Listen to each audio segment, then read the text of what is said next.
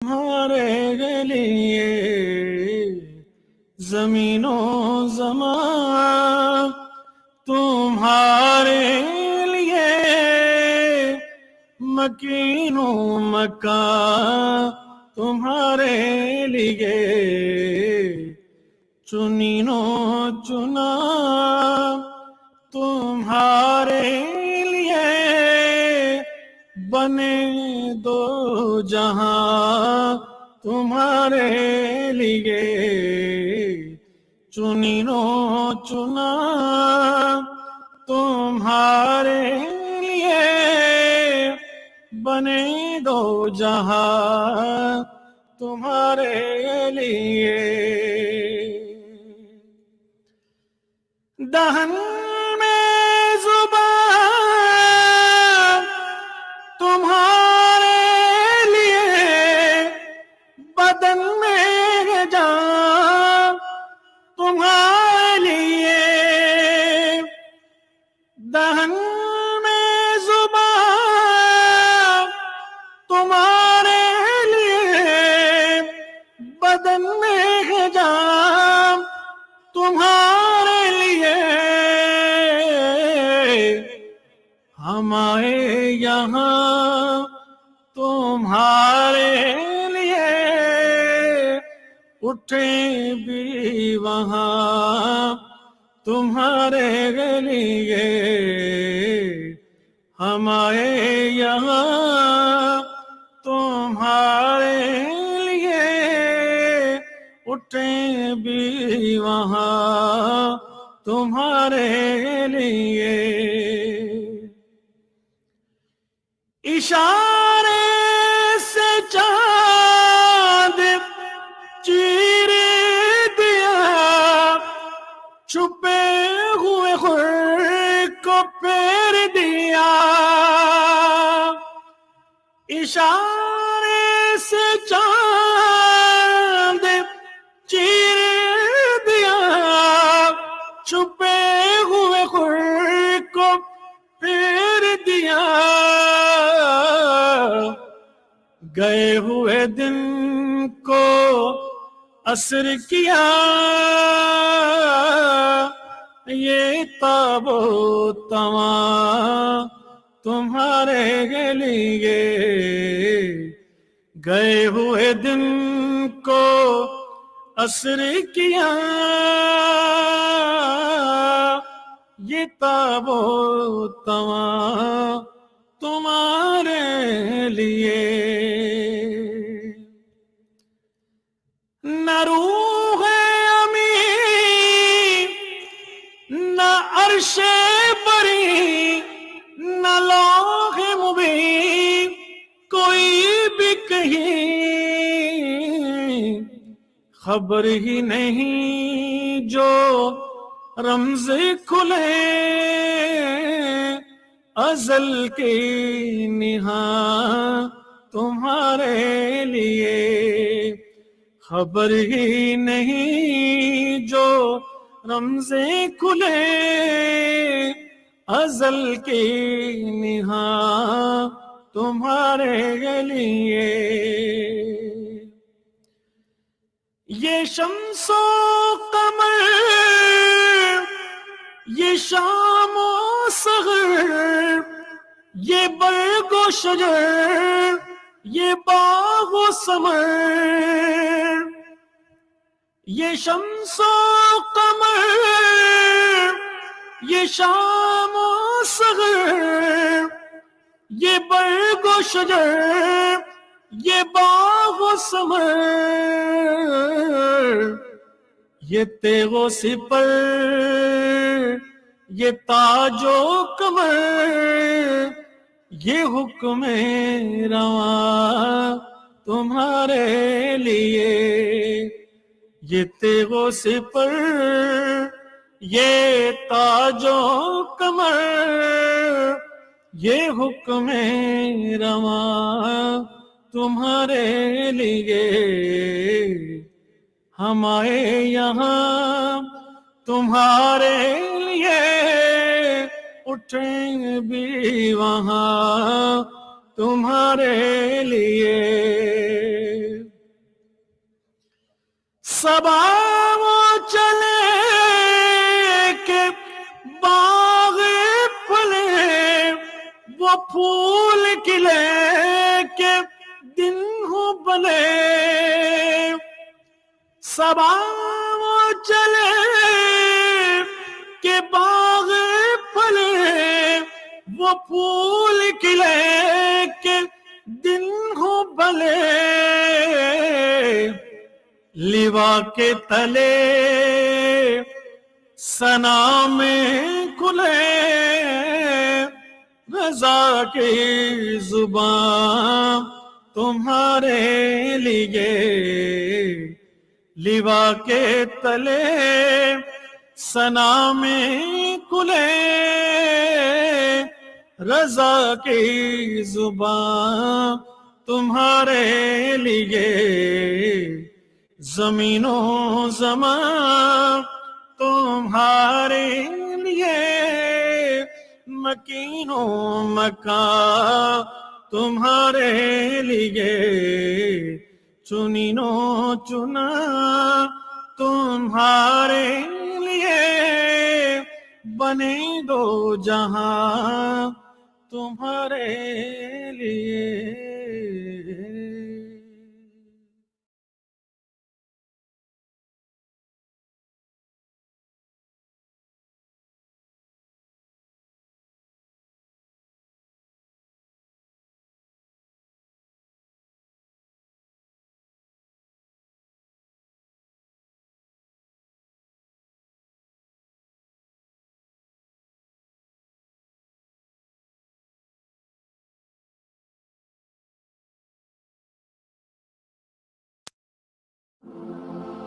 میں اپنے نبی کے کوچے میں چلتا ہی گیا، چلتا ہی گیا۔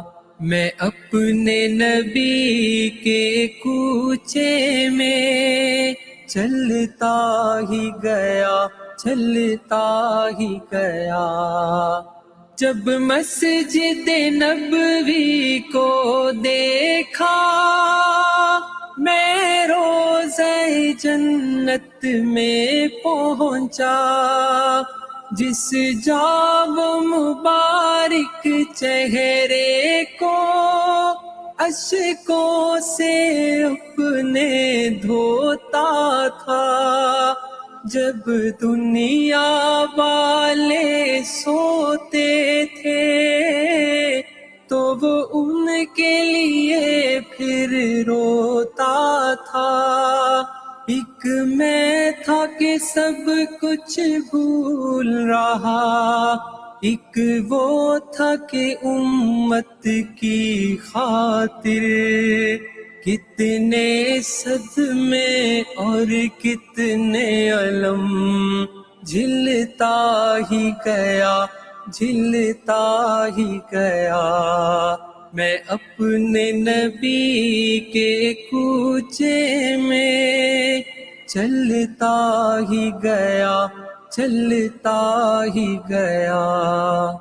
طائف کی وادی میں اترا، طالب کی گھاٹی سے گزرا۔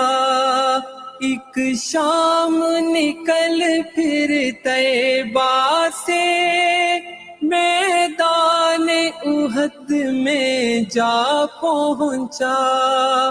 وہاں پیارے حمزہ کا لاشا جب چشم تصور سے دیکھا، عبداللہ کے شہزادے کو اس دشت میں پھر بسمل دیکھا۔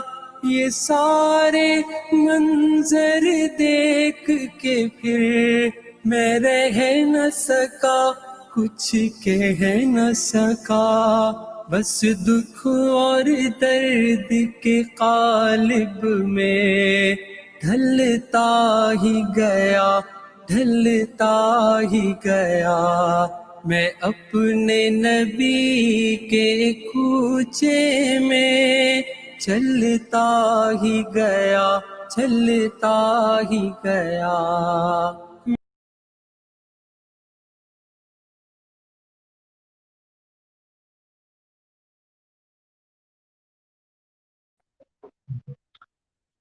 Bismillahirrahmanirrahim. Assalamu alaikum warahmatullahi wabarakatuh.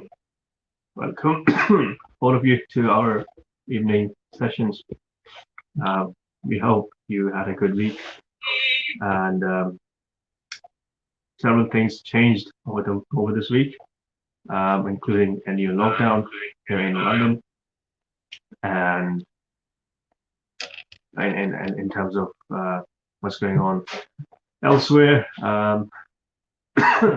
The U.S. elections has been part of pretty much every conversation over the week. So, well, it's not pretty clear at the moment. I think they haven't finalized yet, but it looks like the current president will be finishing his term as the president, and obviously he will be replaced by a new person. Just some things which are out of the world, indeed. Today, as you can see, we are joined by our good dear friend Abdurrahman. He kindly accepted our invitation, and he is joining us in today's this evening show. And inshallah, we will have more like a discussion about several different things, inshallah. So we'll definitely be benefiting, inshallah, from him joining us this time, and inshallah in the future as well, whenever he's available. So just really continuing with that in terms of how things change every now and then. We all know that Mr. Trump, he was very much, quite proud of his position. He's quite a proud person as well, as a general. So somebody in a position of power, it often, it seems like they are really forgetting that they are not above anyone. They are supposed to be the leader and the person who actually serves their people. So every time, unfortunately, this authority and power, it plays such a game that people often, they really forget their actual responsibilities in a way. So how we will, well, I think how we will do is basically we will try to talk about some different topics, inshallah. So we will be sharing both our opinions on the same subject. So, Alderma, this change of faces, or as they call it, the turn of the time. How do you see it? Like how does it work in your view? In terms of obviously the results that came out today, I was reading this one tweet by a Muslim comedian, and he said that now that Biden is projected to win the election, at least America will see itself returning to a phase of normalcy, and that they can now continue bombing the Middle East, but with more elegance.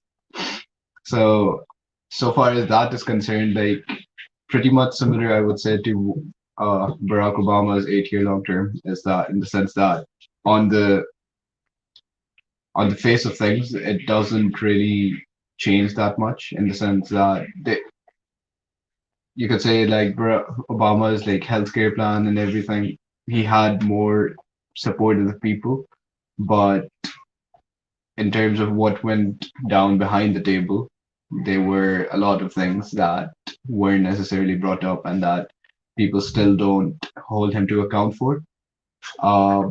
Seeing how Biden was his vice president himself, I think it's going to be similar. But then again, I'm not really the most learned person in terms of politics, or even the most aware in terms of American politics. Um, in terms of Trump no longer being in the White House, I would say the way I saw it was at least that Trump, like you could say what you want about him, but he did not try to hide his intentions. He was more or less an open book. Like he wasn't as much of a hypocrite as most presidents of the America have been.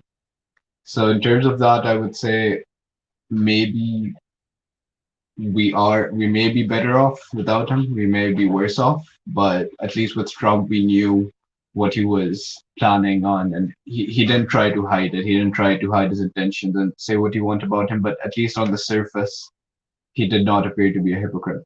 But yeah. I mean, very accurately put, really. I was actually reading yesterday that the scholars, he had written a brief, some of his thoughts really on what's going on, and he actually shared like a statistics of the voting and how people actually voted based on their religious views.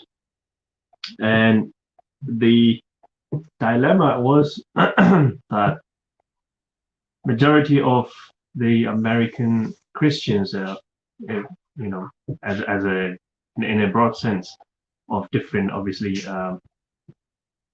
different groups, different sects within Christianity, of course, but majority of the overall Christian population, they were in support of Trump.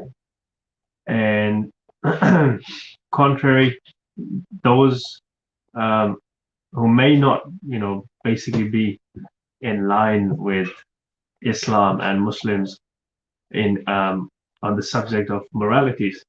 So we know that obviously Christians, their teachings, obviously they are the people of the book. So in a sense, their teachings are much in line in terms of the moralities and the other sort of understandings of life and how it should be lived and all these the good and the bad. So although they do sit on us at the same table on this subject, they are actually very much opposed to the Muslims and Islam. And on the other side, the groups like all these very much inclusive groups of all different backgrounds and different the personalities and different natures, they are supporting somebody who are some against whatever the views of the right wing are. So it's quite a dilemma really, that some people who don't agree with us on the subject of moralities and those things, they in a way they are on the same page, but somebody who does agree with moralities and they share most of the teachings, they are against each other. So it is again one of the sad parts of current world, that religious people, although having much in common, they are standing much against each other. And what we saw in France as well, that it was again taken as a very much in a way against Muslims, and people were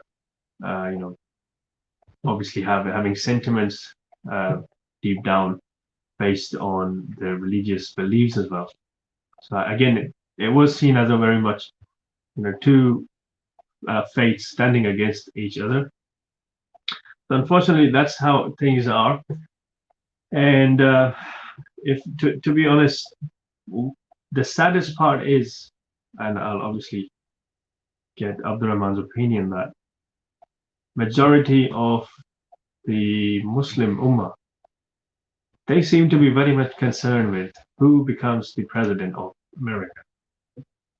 I mean, it does in a way affect, which Abdurrahman said earlier, that which will be the next to be bombed or something like that, unfortunately. But apart from that, it shouldn't be really a matter of concern for the general population, that whoever it is really, it does not matter. We shouldn't be looking forward to it, like it seemed like we are part of that country, we are that much involved in it, and everybody has been discussing, and everybody was kind of happy that, well, Biden is winning, Trump is, it seems like he's not going to be retaining his position. So what went wrong, Abdurrahman? Why is the state of people as such that they look for such a person as maybe it will bring something good for them? I think maybe the way I see it, at least, is there's a fine, very defining difference between Republicans and Democrats. And the thing with the Democrats in general is that they're more inclusive, like Farzan Bhai said himself. And I suppose how people like us would at least hope to be portrayed or represented if they were to vote Democrat would be that that inclusion would apply to them as well. So now that there's a whole there's like a whole environment of inclusion in all aspects of life. So not just based on race, but now based on gender as well, which has been like a real push in recent years. So in terms of that, again, it's not necessarily a good thing that just a party that's now been elected to potentially president and vice president, it's not necessarily a good thing for them, for just from the fact that they're inclusive, for us to be supporting them, like people of Muslims in general. And I say that because I was reading this article a couple of days ago where one person who got elected as I think it was some governmental legal position. I'm not exactly sure what the position was, but it was apparently some transgender Muslim person. And I suppose when you say inclusion, you have to deal with those sort of things as well. And then, sure, right now at this moment in time, it's easy to differentiate between what's right and wrong for people of our generation. But if we start seeing that sort of trend as a normalcy for a couple of years down the line, then we have to think about what impact that would have on our future generations, our children, and then their children after them. So in terms of that, it's not necessarily a good thing to back a party that's so inclusive, because like we discussed earlier as well, it's more of a front really, because we already know that America's interests with Israel, just say for instance, and that's just one issue that should be a cause of concern for us Muslims. So in terms of that, I think we are better off, at least I believe us to be, being under a power or under a presidency of someone who has clearly defined what it is they believe and why they are so. And like, I would prefer for anyone who's against me to be open about it, basically, instead of hiding their true intentions. And anyone who thinks that this inclusion, this push for inclusion is going to mean that there's going to be less Islamophobia, for instance, it may be so to a very small extent. But if you truly believe that with Biden as president, it's going to be like a big it's going to make things much better for Muslims, I think you're pretty much just fooling yourself, and it's just wishful thinking at this point. But yes, that's pretty much my thoughts on that. Yeah, I mean, I think it all comes down to being very weak and insecure yourself. You know, when we look at the Muslim population, I also came across that people were sharing that clip of Biden, you know, mentioning or, well, relating the hadith of Prophet Sallallahu Alaihi Wasallam. Look at him, you know, he knows this hadith, so people were actually happy about it. There was also an instance where Biden quite, you know, now sarcastically used the phrase inshallah. So I think it's very sort of, you know, insecurity which unfortunately Muslims have now, and it all comes down to again being far away from what actually requires from us as a Muslim. And you know, obviously, if we are not strong enough within, then obviously we will be in a way that, you know, that hadith of Prophet Sallallahu where he mentioned that the enemies will actually come upon you as though, you know, the hungry, they come on a table spread, you know, and it will be not relating to the numbers, but to many other things which the Muslims would have. And to be honest, what it seems like is the whole of the Ummah is very much waiting and seeing, you know, who gets eaten next. So it happened somewhere, well, you know, it's not my turn. It happened to another country, it's not my turn. And it's again, unfortunately, what we have witnessed recently is another step which it only shows, you know, how, you know, deep down we have fallen, really, that we actually, I mean, it has been pretty clear that, you know, pretty much all the rulers of Muslim countries, they were much aligned with that of the US policies and, you know, their interests, but now they are coming out much openly. And we know that, you know, this, I think they call it the Abraham Accord, with where I think the Emirates, Bahrain, they have established full diplomatic ties with Israel. So it just shows another level of how much further away all the Muslims have gone, really, from each other as well as from their own the teachings. And we are happy that, you know, somebody else has become a president. What it means, I'm not sure why people are actually happy about it, but unfortunately that's how it is. And you know, it does show that we are much more involved and we want to be part of the general society. We want to fit in. We are afraid that, you know, we will be considered as outlaws or kind of you know, somebody who's not a, well, you know, like a part of the society.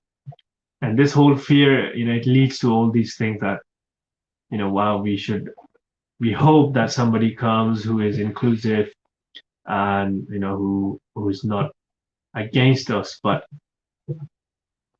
if we look back a few years, really, not long ago, when President Macron, he became the president, right? He was one of the moderate individuals. He was considered to be very much further away from the right-wing policies, and, you know, he was much beloved. Same goes for the Canadian Prime Minister, Justin Trudeau. People were very happy about it. He was quite inclusive. He was wearing shalwar kameez and going to eat festivals and dancing and this and that. So that was making people very happy. But when it all comes down to it, we all know what happened in France. We all know Justin Trudeau's remarks in relation to Israel, that they have every right to defend, and regardless of what's going on there. So unfortunately, I think what we are lacking is we don't know our own roots really. We don't know our own. Well, we don't have sincere leaders to start with. That is one of the key problems. And unfortunately, when we start talking about the criteria, what we have now, unfortunately, for a leader, how he should be, then we tend to hear that, please don't mix religion with politics, and you want somebody who's not a corrupt person, or who's not morally corrupt. You want them to be your leader, but let's not go there. Let's see how he does other things. Please don't involve his past, his personal life, what he does there. Those sort of things. They are very common to hear. And I mean, again, another lowest point which can be seen is that of how shallow people have become in Muslim societies, really. That people are happy that the Prime Minister is handsome. It is one of the criteria, unfortunately. Whoever is more smart and good looking, they're happy with him. So, and it is very sad indeed. We have a criteria which was given by Prophet ﷺ. I mean, himself is a role model, but if some people consider no, that is way beyond anybody's reach, that you have the other individual as well who did follow the teachings which were given by Prophet ﷺ. So this criteria of leaders these days, what has happened to it? Why people have become so shallow, and they have completely forgotten what a leader should be these days. I think as a starting point, Farzan Bhai put it very well, in the sense that we as the nation have become very insecure, and how the Prophet ﷺ envisioned his people, his ummah, to be was not to be a people that are at the mercy of the disbelievers. And like Farzan Bhai said again, like rejoicing when you see them being more accepting of you, or like seeing Justin Trudeau and Shalwar Kameez, that sort of thing. You have to know at the end of the day, you have to tell yourself they're not Muslims. And when it comes down to it, they will not act in your interests. Sure, in the short term, they might take into account whatever it is you may be, just to ease you down, maybe. But again, that's not the kind of person, the kind of people that the Prophet ﷺ expected us to be or taught us to be. And in terms of why we've become so shallow and just narrow-minded, again, as rightly put by Farzan Bhai, it is mostly due to the fact that we don't really have a figure that we can look up to. You could say maybe Erdogan, his courage against standing up, especially in terms of what happened in France. Just being fearless, really, and not fearing the consequences, because you have that faith that everything and anything that does happen to you or is destined to happen to you will happen regardless of what it is people want or don't want. It's just that iron like sense of blind faith, really, that whatever happens, it will be for the best, and that if you put your trust in Allah, then He won't just let it go to waste, essentially. Uh, Part of it, I suppose, has to do with the fact that we as a nation have deviated so much from what the true meaning was of this Islam. Uh, it's regrettable, that's for sure. Um, but I suppose you could say that it may be partly due to the fact that even if we are living like most Muslims, or like at, at least a lot of Muslims do live in non-Muslim states, and the majority of them do have a higher standard of living than they would in their home countries. So I suppose maybe it's like a sense of loyalty, maybe, or a sense of like gratitude that even though they know that the country that they reside in, their policies aren't necessarily in Muslims' interest as a whole, but like you sort of become short-sighted in that aspect. You see what it is that they're doing to you as a person, or like to your close circle of family and friends while in that country, and then you use that perspective instead of seeing the broader picture. So all Muslims everywhere in general. Um,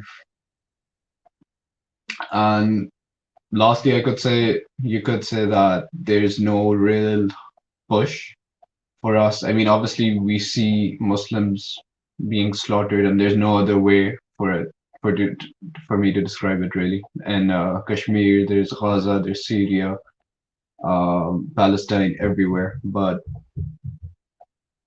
it's not the best way to put it, and it's not a very nice thing to say either. But like we've sort of grown accustomed to it, that it's not news anymore. Hearing about another bombing in Palestine, Nauzubillah, it's just become normal, and there's no shock value to it, and there's no real motivation for anyone really to just stand up.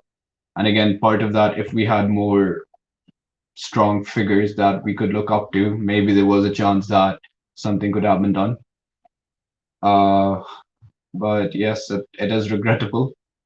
But inshallah, hopefully, if not in this generation, maybe a couple of generations down the line, things will change. Inshallah, I mean, certainly. See, how Islam is really, we all would have heard that the more you push it down, the more it's going to go up.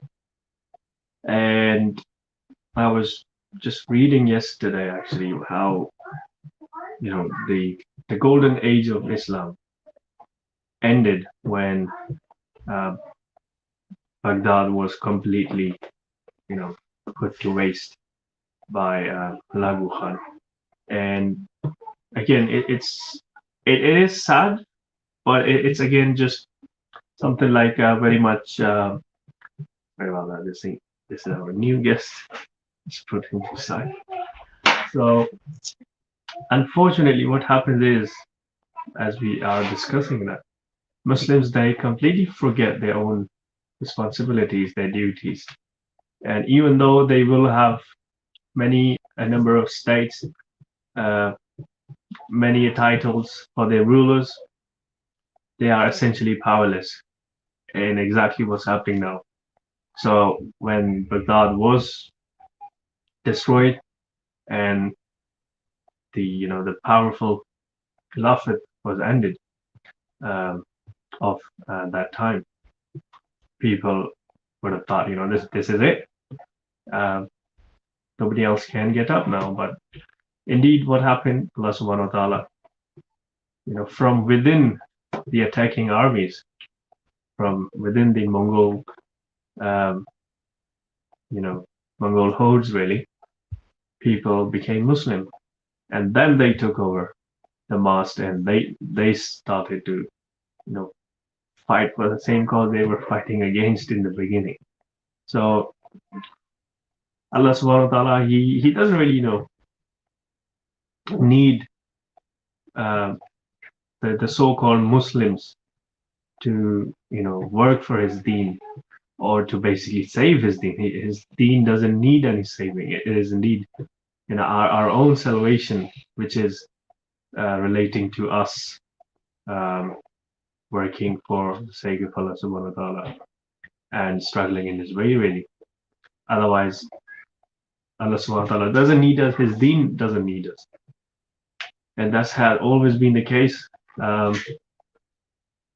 If Allah subhanahu wa ta'ala says it in the Quran that he replaces nations with each other, and one after the other people are chosen to work for his cause.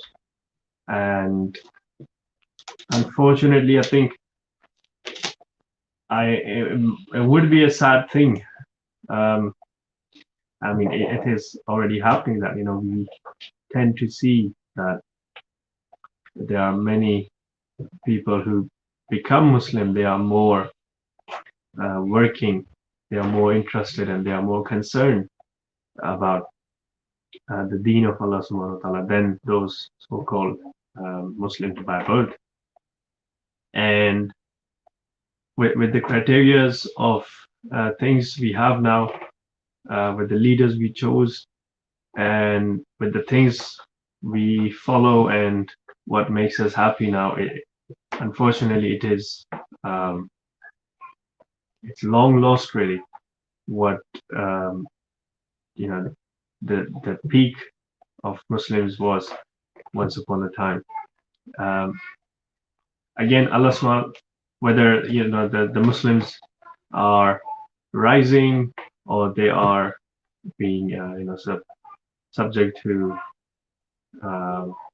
pressures and cruelties, Allah subhanahu wa ta'ala's deen is free of anything, and it is there to last. It is because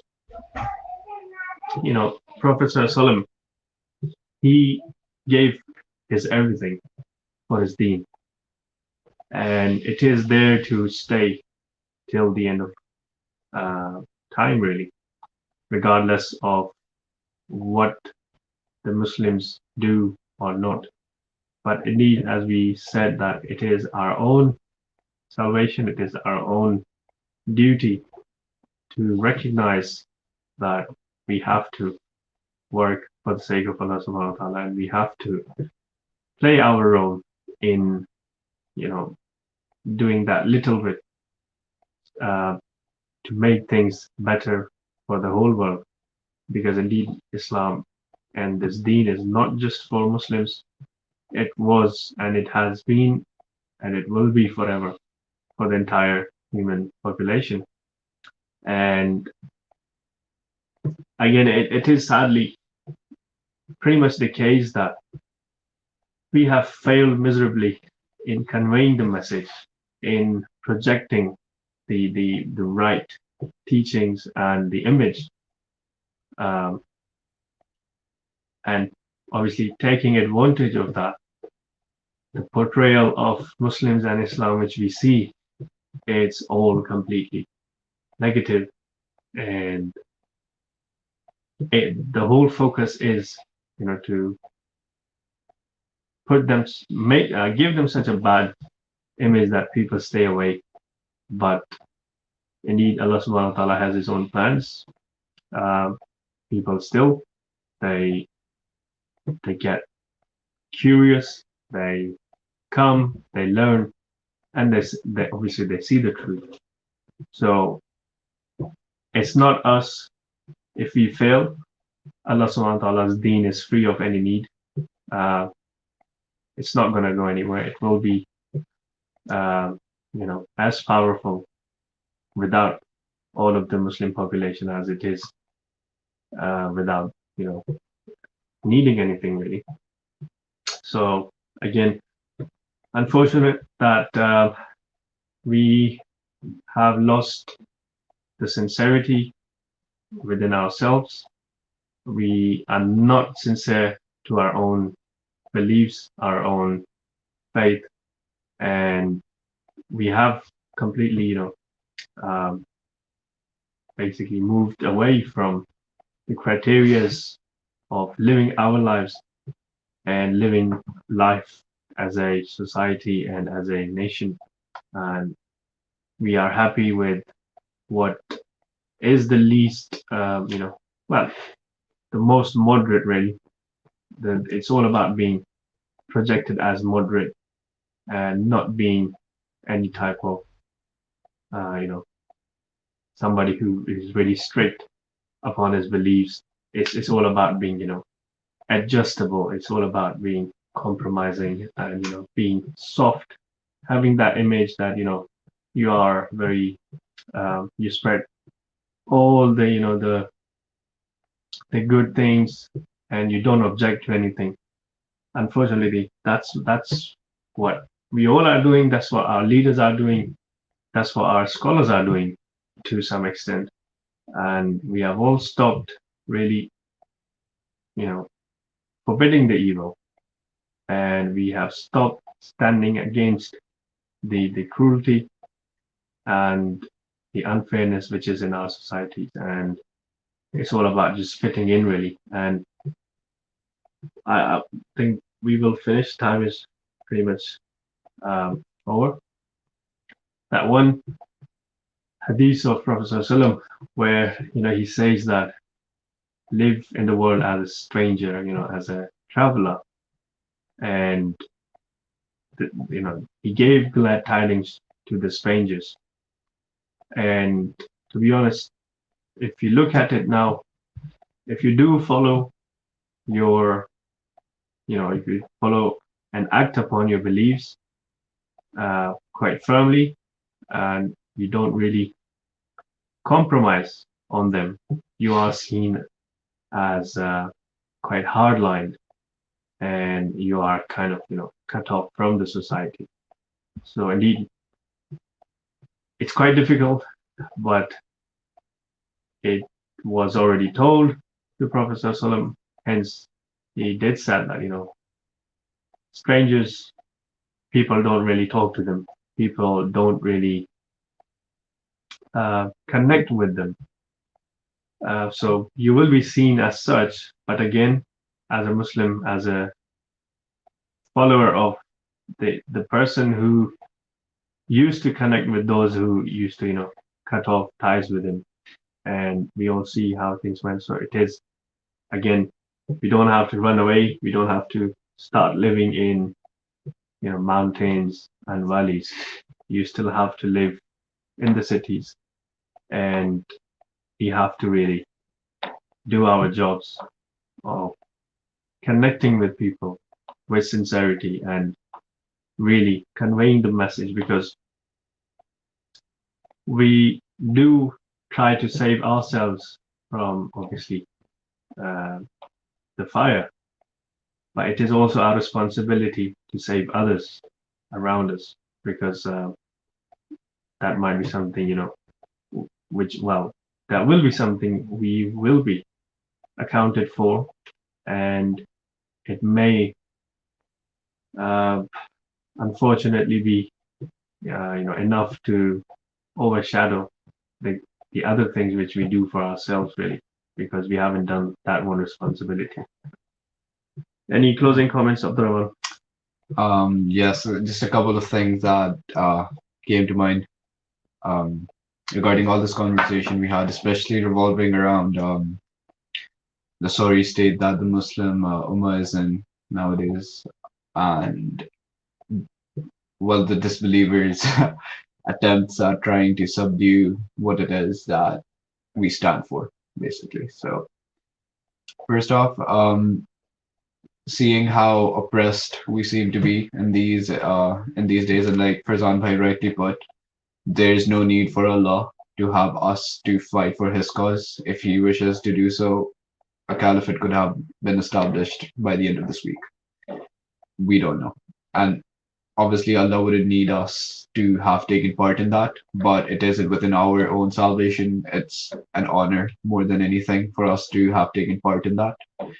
But maybe if we think, if you give it a little perspective, really, if we back up a bit and think about it, maybe all the struggle that we've been through for the past couple of decades, maybe the point of all that was to ignite within the entire nation a sense of frustration and a sense of purpose, that it gets to the point where we think enough is enough, and then we finally start standing up for ourselves and for what it is that Islam truly means.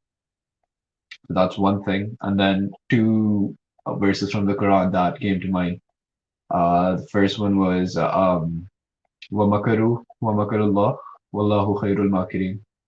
And they plan, and Allah plans, and Allah is the best of planners. And then another one as well, يُرِيدُونَ أَن يُطْفَئُوا نُورَ اللَّهِ بِأَفْوَاهِهِمْ وَاللَّهُ مُتِمُّ نُورِهِ وَلَوْ كَرِهَ الْكَافِرُونَ. And they try to subdue Allah's light. They want to subdue Allah's light, but Allah will forever maintain and sustain His light, and that Allah will do regardless of how hateful that is to those that are against Islam.